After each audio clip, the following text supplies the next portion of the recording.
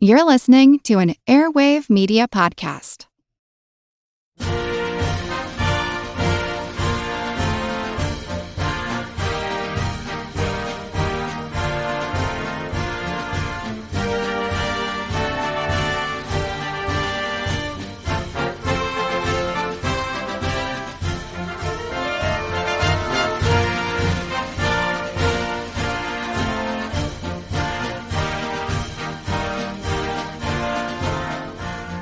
Hello everyone, and welcome to History of the Great War, episode 82.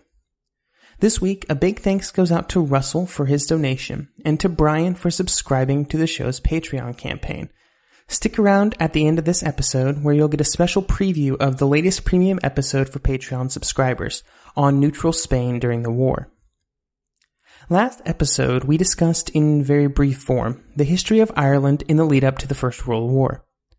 This week, we get into the meat of these Easter Rising episodes, as we dig into the actions around the Rising itself.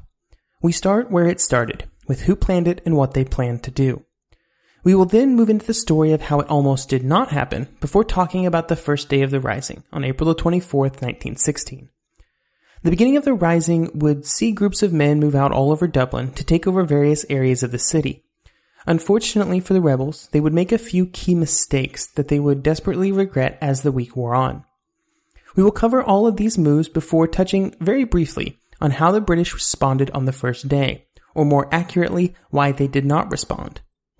One of the actions of the rebels was to put out a proclamation about why they were taking their actions, their goals, and the declaration of the new Irish nation. At the end of this episode, I will read out this proclamation in full, as it appeared on the walls of the General Post Office during the Rising. The idea of a rising in Ireland during the war became a serious possibility after a meeting in 1914 among the IRB and volunteer leadership committees. At this meeting, it was decided that it would be beneficial to try and stage some sort of rebellion before the war with Germany was over.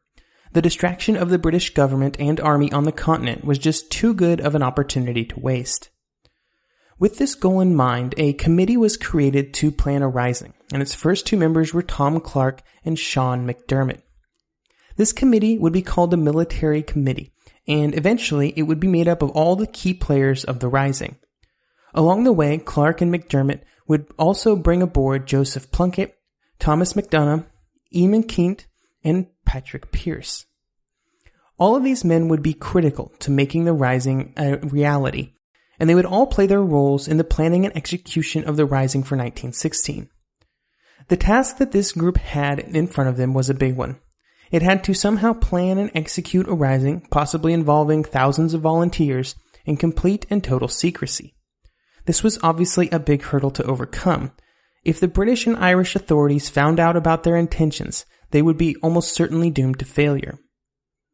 The planning part was easy, though. In fact, they wrote down very little during all of these meetings and counted on everybody to remember the plan. And this results in many things being hidden from us even 100 years later. With such a small group, the secrecy problem was easy to contain, but it became far more difficult when it came time to trying to get the volunteers ready for what was to come.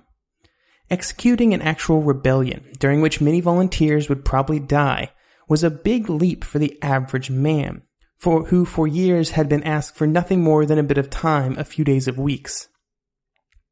To begin this process, messages were sent out to all of the local volunteer units, alerting them that they should be prepared to fight at any moment, and perhaps more importantly, to remove from their number anybody who was not willing to follow things through. They were also told to do whatever it took to arm their units. This resulted in many guns being stolen from a variety of sources in the lead up to the Rising, some of which even came from off-duty British soldiers.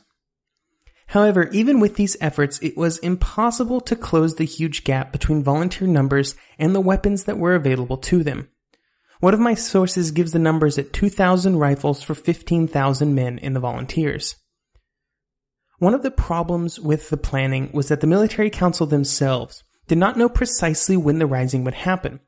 They had to plan for it to happen at any time and make their plans generic enough to work whenever it was needed. This also created the requirement that the plan be simple enough to enact with very little time between when the volunteer commanders were informed and the Rising started. In the end, even the most senior unit commanders would not know that the rising was planned until 2 weeks before it was scheduled. Some of the simple questions that we have when looking back, and something that we will probably never know due to the lack of sources from the military council meetings, are simple things like, why did they choose the General Post Office for their headquarters? Why did they not make a larger effort to try and take Dublin Castle? Why was it not made the headquarters? The General Post Office was a great area, and as would be proven later on, it could be isolated and cut off from the other locations quite easily. Another question is why the specific areas were chosen to be garrisoned at all. The plan from the beginning recognized that there would be very finite numbers of men available, but why specifically they garrisoned certain areas and not others, some of which might have prevented much better tactical and strategic situations to the defenders, is lost to history. Another question is how much the leaders planned on being helped by volunteers from outside Dublin. Only the barest information was given to units outside the city and outside the direct control of the committee. This created a situation where it was extremely unlikely that any help would come from these areas, even though it was critical for any long-term success, anything past maybe a couple weeks. When those units did mobilize, they were often without specific orders on what they should do to coordinate some sort of action with those inside Dublin. Charles Townshend, in Easter 1916, the Irish Rebellion, would say on this topic that, quote, the planners may have liked the idea of a national rising, but in practice they dealt with the forces they knew and trusted, end quote. The final question is presented by Feargal McGarry in his book The Rising, Ireland 1916. Quote, how confident were the rebels on the eve of the rising? The leaders were elated by the imminence and likely impact of the insurrection, but fatalistic about their own prospects for survival, end quote. When the time came, ordinary volunteers, even the commanders who had a better idea of the plan, were pretty positive about their chances of success, even if they were not positive what the definition of success even really was.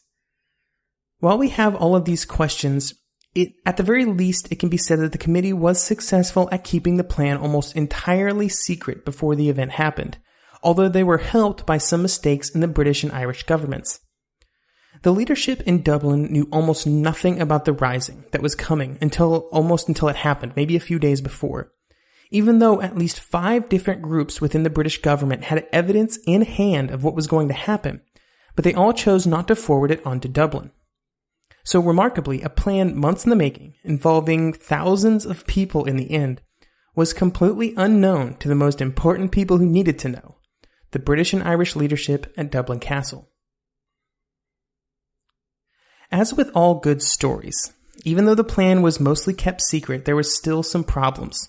And in this case, the biggest problem came from within the IRB.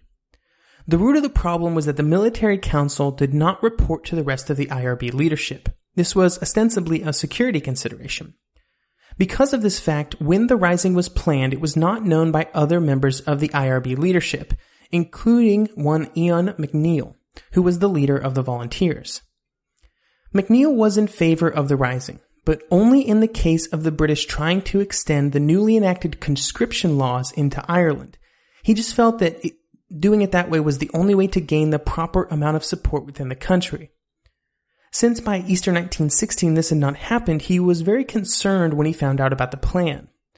With the rising planned for Sunday, at 10 p.m. on Thursday, McNeill met with Pierce, who was sort of the leader of the military council, to determine if the rising was happening, and if so, to try and talk him out of it.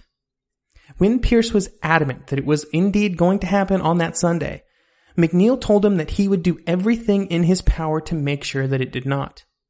It should be noted that McNeill was a true believer of the Irish and volunteer cause, and because of this, when I say that he said that he would do everything in his power, I mean he would do everything short of telling the authorities. He wouldn't directly sabotage it in that way.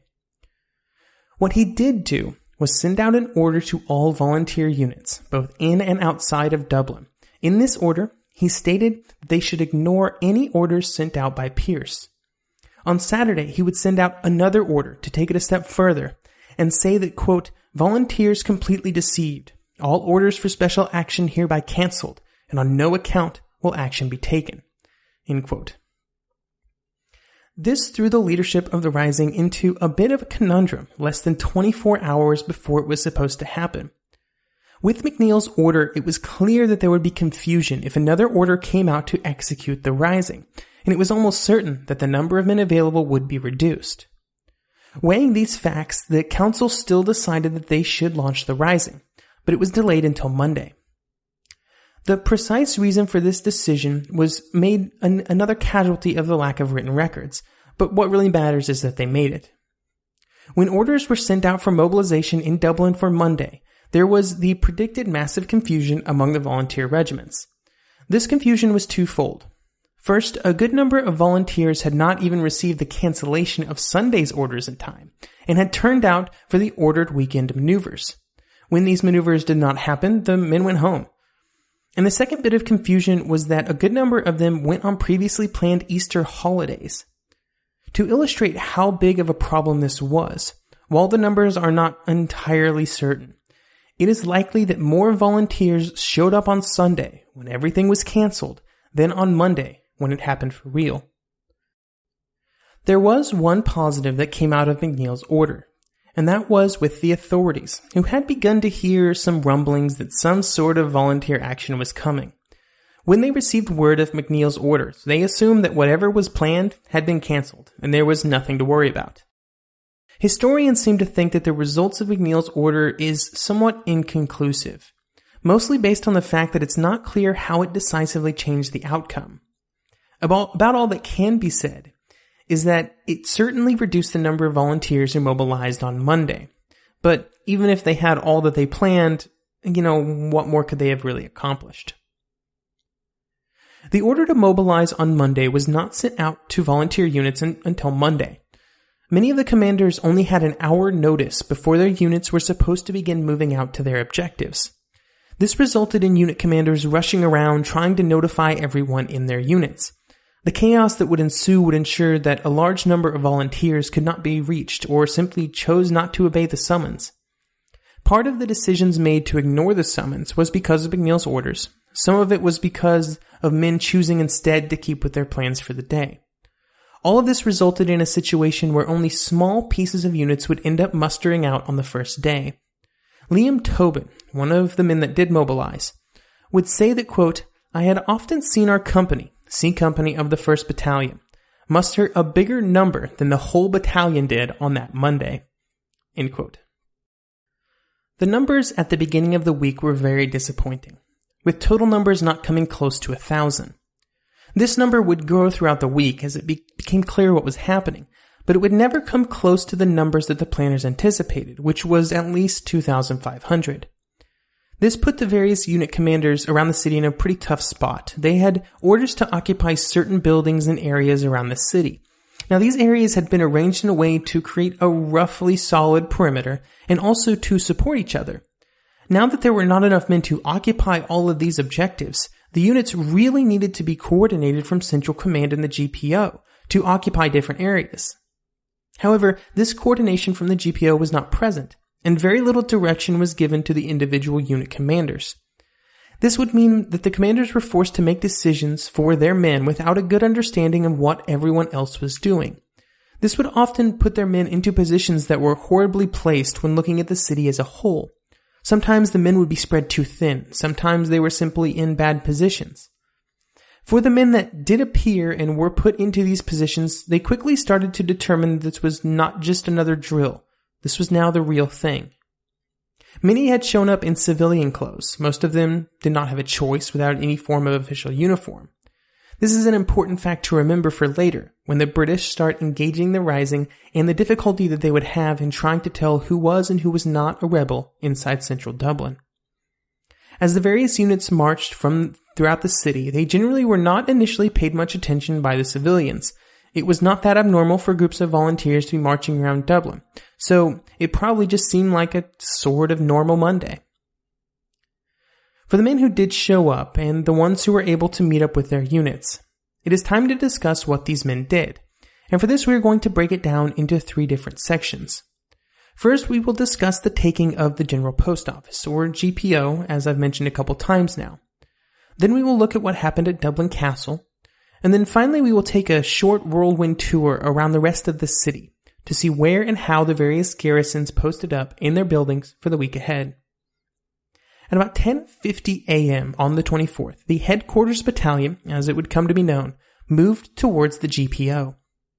The GPO would be the rallying point for the rebels for the entire week, and would also be a focus of a lot of the destruction by the British artillery later on.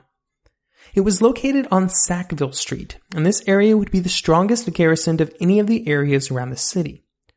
Part of the reason for this was that when men showed up later in the week, there was a tendency to stick them around the GPO, especially after the very first day when it got a little harder to move around. At 12:45, the GPO had been taken by the rebels without firing a shot, and the flag of the Irish Republic was raised. This is also the time that the proclamation of the formation of the provisional government was formally released, which I will read in full at the end of this episode. It used the oppression of previous rebellions as its justification for the violence, and copies were distributed around the city by the hundreds. While most of the men who had planned the rising from the beginning were in the GPO for the week, the man put in charge of the whole defense was a man named James Connolly. Connolly was a committed socialist, but that did not stop the other men from choosing him as commander, and he would prove to be a pretty solid person for the job. All throughout the week, he would often be seen walking around touring the various rebel positions near the GPO. The mood within the GPO would remain extremely positive for most of the week, even after things started to go south. But part of this was probably just the belief that they were martyring themselves for their chosen cause. One problem that would quickly become apparent was that the GPO was not a good position to try and stay in communication with the various rebel positions throughout the city, meaning that while the leadership was still positive and lively in the week ahead, they had no way to communicate this or to alter events that were happening around the city.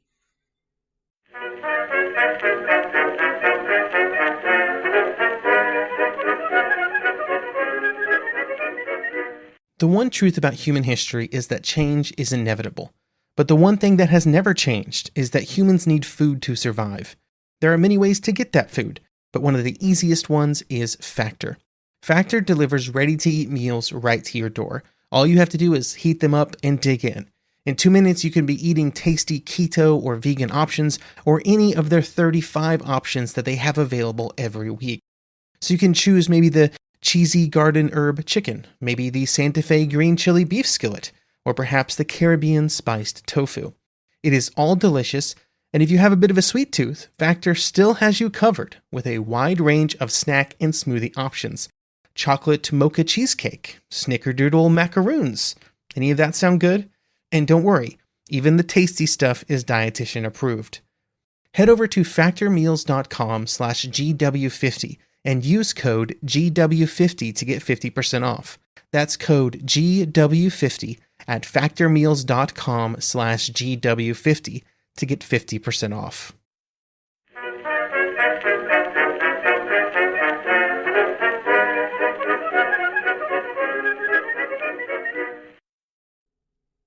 One of the first goals of the Rising was to capture Dublin Castle, which was the seat of British power within the city. For this purpose, 30 men under the command of Sean Connolly were sent out to capture and to hold it. These men were not part of the Irish Volunteers, but were instead members of the Irish Citizen Army. This group had been founded by the workers' unions in Dublin to protect worker demonstrations, and one of their founding members was James Connolly, now the overall commander of the Rising. In terms of training and armament, they were similar to the Volunteers, and generally there is little distinction made between the two groups during the histories of the Rising. Sean Connolly had been given 30 men to achieve his goal, and achieving it would have been a huge boon for the Rising. The castle was the center of British government and also contained many members of the British and Irish administration that would control the early response to the Rising. It was also just a really good spot to have men in with its strategically important positioning. There are many historians of the Rising that even question why it was not chosen as the headquarters for the Rising instead of the GPO. That's how nice of a location it was. When the 30 men approached the castle, it was guarded by only one man, an unarmed constable, who was unfortunately shot and killed. becoming what I think was the first casualty of the rising. The rebels far outnumbered the number of armed guards inside the castle, although they of course did not know that. The first man to fire on them was Major Price, who was armed only with his revolver, but he was shortly joined by 6 soldiers who had been at lunch in the guardroom when the first shots were fired. These 7 men were pretty much the sum total of the men defending the castle against the rebels, but Connolly, thinking that they were in big trouble, chose at this point to retreat across the road. Here they garrisoned the Daily Express and City Hall buildings, from which they thought they would be able to interdict any movement of men into the castle. Unfortunately, this was to be the first area attacked by the small British garrison that were kept in the barracks near the castle, and just a few hours after taking up their positions, the rebels would be forced to retreat away from the castle. Not garrisoning the castle was the first of many mistakes made during the taking of the city, leading Feargal McGarry to say, quote, "In this respect, the attack also exemplified the wider rising, which prioritized heroic gestures over practical objectives, and was beset by a string of missed opportunities and unforeseen disasters." End quote. While the headquarters of the rising was at the GPO, there were garrisons all over the city, and all of them were struggling to determine how to deal with having far fewer men than expected. The plan was generally for each battalion to have a little over 500 men, so when I say how many men actually were present, keep that 500 number in mind. One battalion took over St. Stephen's Green, and this was a group of citizens' army. The green was surrounded by taller buildings, including the multi-story Shelburne Hotel. Instead of attempting to occupy some of these buildings, the men dug entrenchments on the green, which would have disastrous effects for the men when the British arrived and occupied all of the tall buildings around them. Another battalion of men was stretched around the North Dublin Union to the Four Courts. Here, only about a third of the planned number were present, and this meant that they were spread extremely thin. These men would have the honor of firing the first shots against the British troops when they put some shots into a squadron of lancers while the cavalrymen were escorting an ammunition convoy. The 2nd Battalion had just 185 men, and decided that instead of occupying all the areas that they were assigned, they would instead garrison inside of Jacob's factory. Because of this decision, they would be one of the first units surrounded by the British, and they would take part in almost none of the fighting of the coming week. They were completely cut off almost immediately. The 3rd Battalion was even worse off than the 2nd, with just 130 men. This battalion was led by Eamon de Valera, who was by all accounts a competent and prepared commander. With so few men, he was forced to quickly change the plans that had been given to him, and instead of putting multiple garrisons in multiple places, he was forced to have one strong garrison inside of Boland's Bakery, and then a few smaller units spread out, watching the main routes into the center of the city. Finally, the 4th Battalion was supposed to occupy the South Dublin Union and some nearby buildings. The South Dublin Union was a large building, and with only about 100 men, it was simply impossible to occupy the entire building, and they were forced to fall back to smaller buildings in the area almost as soon as they came under any British pressure. In all of these areas, the volunteers put up barricades, fortified their buildings, collected food and water, and prepared for what they thought would be a violent fight. One of the things that seems pretty common among the rebels is that they expected a quick and decisive move from the British, but on the first day of the rising, this simply did not happen. During the first afternoon, several hours after things got going, only 6 policemen had been shot, and the only serious casualties among the rebels were from accidents. For the most part, all of the men could do nothing except sit in their positions and wait. The greatest part of the resistance to the rising came from normal people. Once they realized what was happening, they generally very much did not approve. The rebels were not very quick to make friends when some of the first reactions was to go around and start confiscating food and other supplies, and also to create a bunch of barricades in the streets. Instead of getting a huge amount of support from the community, the rebels found themselves on the receiving end of insults and some real actual violence. One man who was part of the garrison of the distillery would say, quote, "The women spat at us and shouted jingo slogans, while the men started to pull down the barricade," end quote.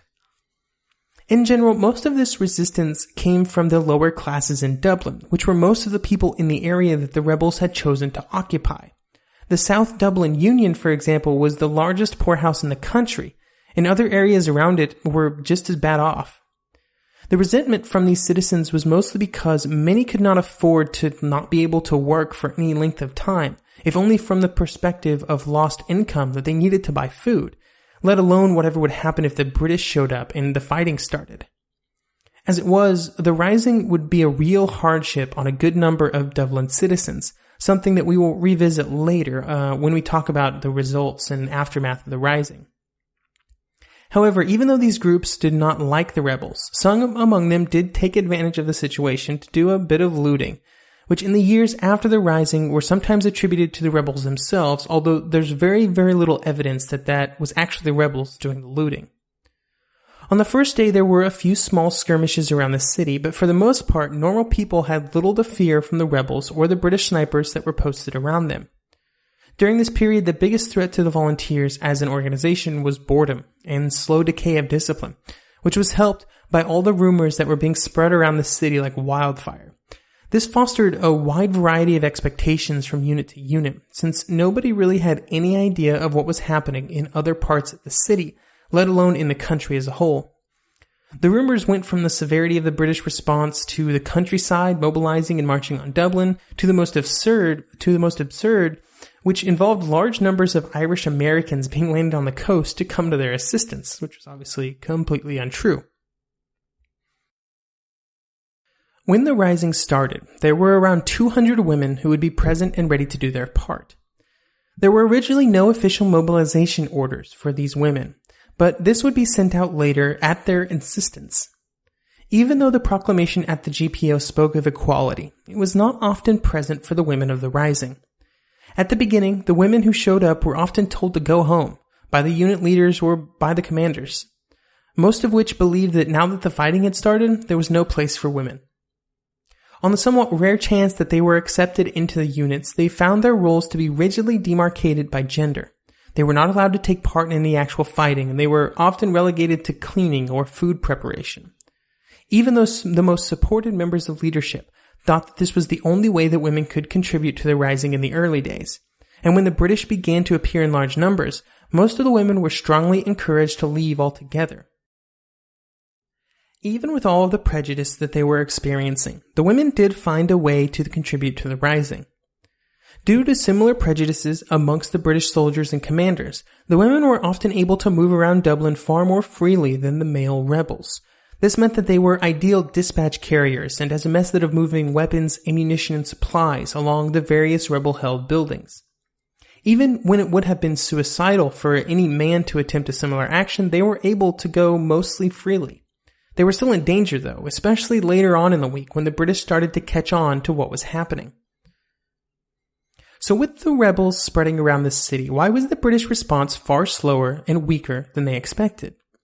Well, to start with, there were only about 400 troops in Dublin when the rising started, with the rest of the 2,400 garrison outside the city on Easter holiday. Due to the general lack of knowledge of the rising and the knowledge of the countermand from O'Neill, very few of the planned holidays had been cancelled. Even with this extreme weakness, the British would quickly begin to recover because of a few very important mistakes made by the rebels, the biggest of which was the failure to take over the telephone and telegraph exchanges inside the city, which allowed news of what was happening to quickly get out of the city and to start to bring troops into the area. However, instead of quickly attacking the various rebel positions, most of the troops were used to simply garrison important locations, like the rail station, and they were told to await reinforcements. There was some action which we will discuss next week, but for the most part, this defensive posture was the norm. This went along with the commander's wishes when Brigadier General William Lowe gave the order that, quote, the establishment of a central axis of communication, running from Kingsbridge to the North Wall and Trinity College, followed by the cordoning off of the main rebel positions, is the goal. By Tuesday, there would be 4,000 troops available, and this number would just continue to grow rapidly. But nothing would really happen until the British heavily outnumbered the rebels, which is really just smart military sense. Next episode, we will discuss what the troops were used for, as the rising that so quickly came into being would also so quickly come to an end. Before I end today, here is the full text of the proclamation, like I promised. Irishmen and Irish women, in the name of God and of the dead generations from which she receives her old tradition of nationhood, Ireland, through us, summons her children to her flag and strikes for her freedom.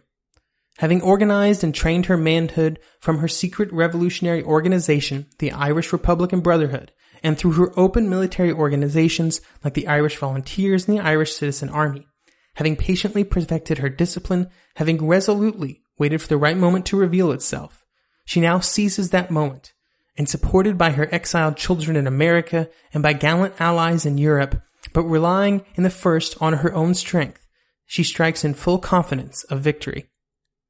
We declare the right of the people of Ireland to the ownership of Ireland and to the unfettered control of Irish destinies, to be sovereign and indefeasible.